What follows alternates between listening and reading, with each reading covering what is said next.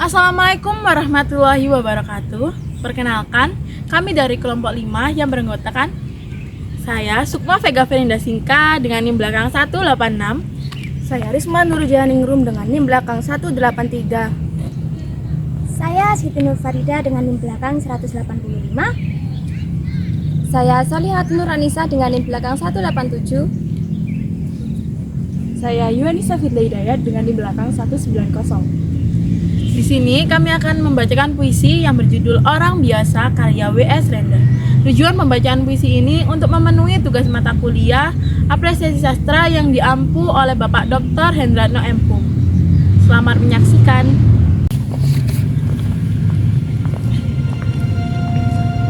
Orang Biasa karya W.S. Rendra. Apa artinya sebidang tanah? Apa artinya rumah? Apa artinya jauh dari sejarah? Semuanya itu terkait di dalam kisah hidupku.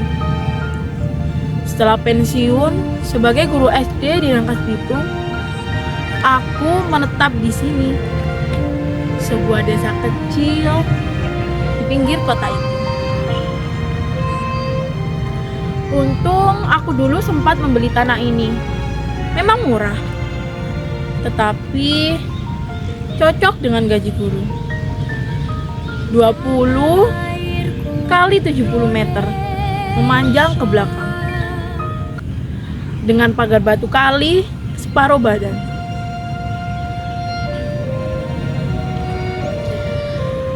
Ketika istriku tercinta wafat,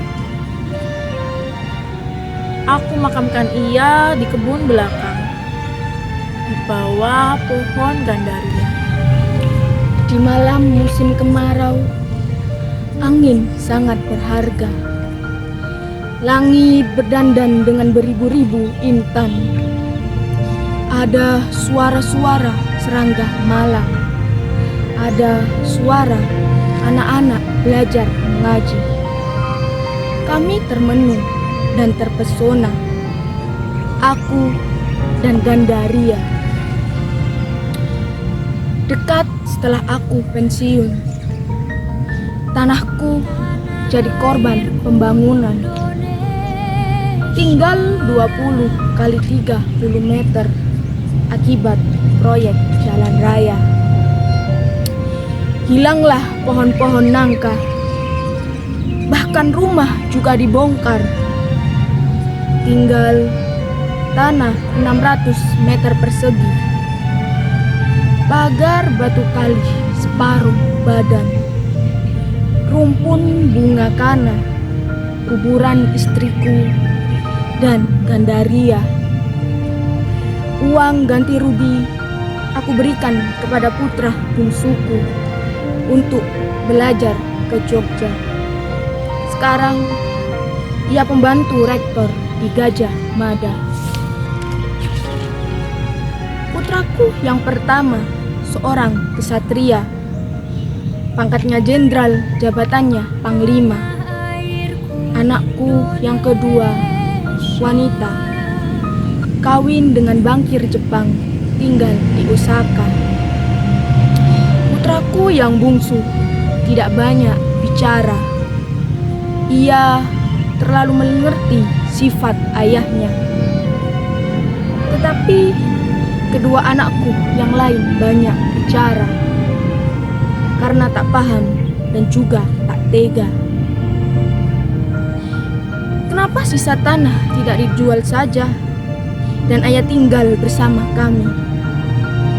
Tidak, aku akan menetap di sini sampai mati di bawah naungan Gandaria.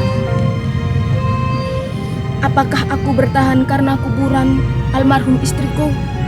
Tidak. Batu nisan yang aku dirikan hanya berguna untuk kami yang hidup, sebagai aktualisasi rasa hormat dan cinta. Kuburan bisa dipindah kapan saja dan di mana saja.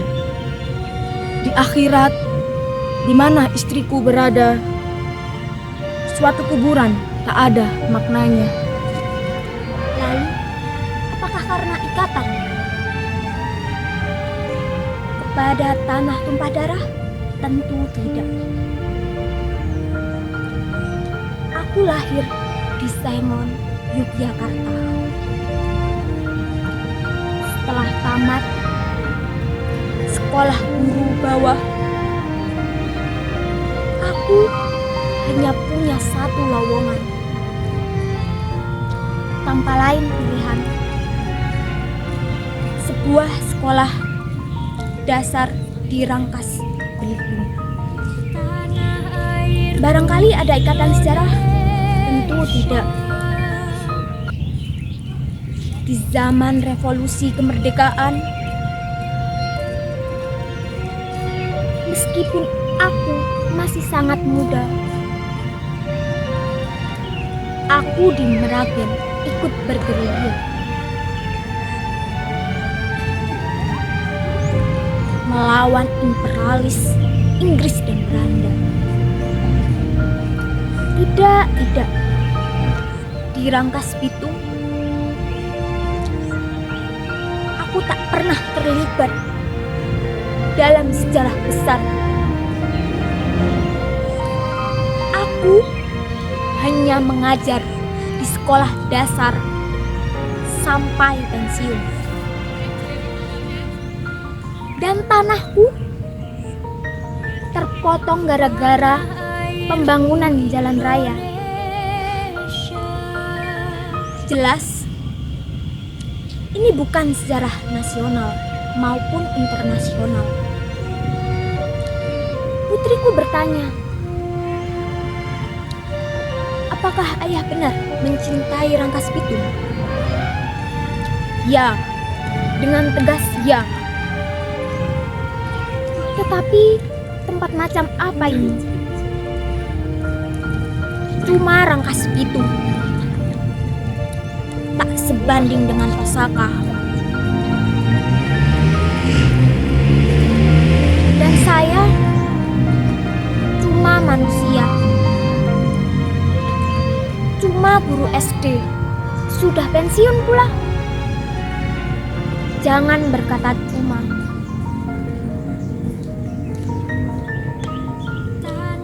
Kalau bicara tentang cinta, cinta itu peristiwa dalam roh.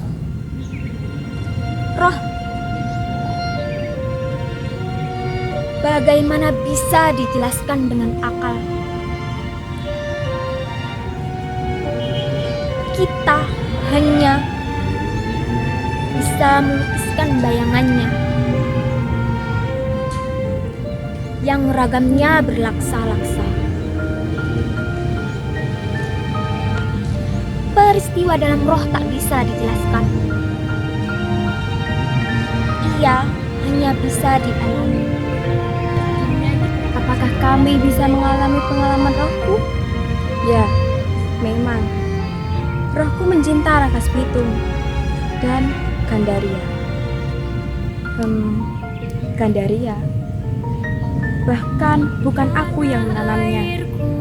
Ia sudah ada waktu tanah ini kubeli. Aku sendiri kehabisan kata-kata. Aku sendiri tak bisa mengerti.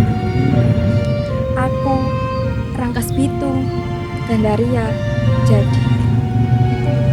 Dari bangkai pohon nangka, beberapa batang bambu, genteng, dan paku, aku dirikan rumahku ini. Rumah bilik 4 kali 5 meter, kuat, hangat, rapi, sempurna. Sisa halamannya aku tanami pepaya-pepaya dan rumpun pisang tanduk. Aku tidak ingin apa-apa lagi. Putraku yang pertama berkata, ayahku kurang ambisi. Kalau ayah mau, bisa menjadi lebih dari sekedar guru. Salah lagi. Jangan disangka aku tidak pernah mencoba pengalaman lainnya. Menjadi tentara, agen koran, menagih rekening, mengurus restoran. Tapi aku hanya mengalami kelengkapan diriku apabila menjadi buruh. Semangatku menggelora, gairah hidupku menyala dalam suka maupun duka apabila aku menjadi buruh. Memang tidak istimewa untuk ukuran dunia, sangat biasa. Tetapi aku, Rangkas Bitung, Gandaria, sebenar-benarnya adalah sangat biasa. Kenapa anak-anakku menjadi gelisah? Hanya karena aku mantap menjadi orang biasa. Aku bukan panglima. Aku bukan bankir. Bahwa aku mendapat ijazah itu sudah anugerah. Ilmu hitung dan bahasa Inggris mendapat nilai 5. Tetapi aku bukan orang yang putus asa ataupun menderita. Aku gembira dan aku juga tidak rendah diri. Aku bangga, sangat bangga. Hidupku indah. Bukannya aku tidak pernah terganggu oleh suara lalu lintas jahanam yang tepat berada di depan hidungku. Tetapi aku juga melihat kilasan-kilasan wajah sopir truk, orang-orang desa yang berjejal naik bis, orang-orang bule yang diangkut travel di Riau, dan debu, dan matahari. Dan percayalah, pada saat seperti itu, alam semesta terbuka. Aku masuk ke dalam pangkuannya. Aku mendengar suara-suara Sumatera, India, Eropa, Peru, Australia. Juga suara-suara kabut di langit, cacing di tanah, hiu di lautan. Aku mencium bau minyak rambut ibuku, bau lemak di kulit jengiskan, bau kulit susu istriku. Matahari dan rembulan hadir bersama. Luar biasa. Alangkah indahnya. Allahu Akbar, Allahu Akbar. Anak-anakku, alangkah indahnya. Alangkah-alangkahnya. Bismillahirrahmanirrahim. Alhamdulillahirabbil alamin. Ar-Rahmanirrahim. Maliki yaumiddin. Iyyaka na'budu wa iyyaka nasta'in. Ihdinas siratal mustaqim. Siratal ladzina an'amta 'alaihim ghairil maghdubi 'alaihim waladdallin. Amin. Demikian pembacaan puisi dari kelompok kami dengan judul Orang Biasa karya W.S. Rendra. Terima kasih sudah menyaksikan. Wassalamualaikum warahmatullahi wabarakatuh.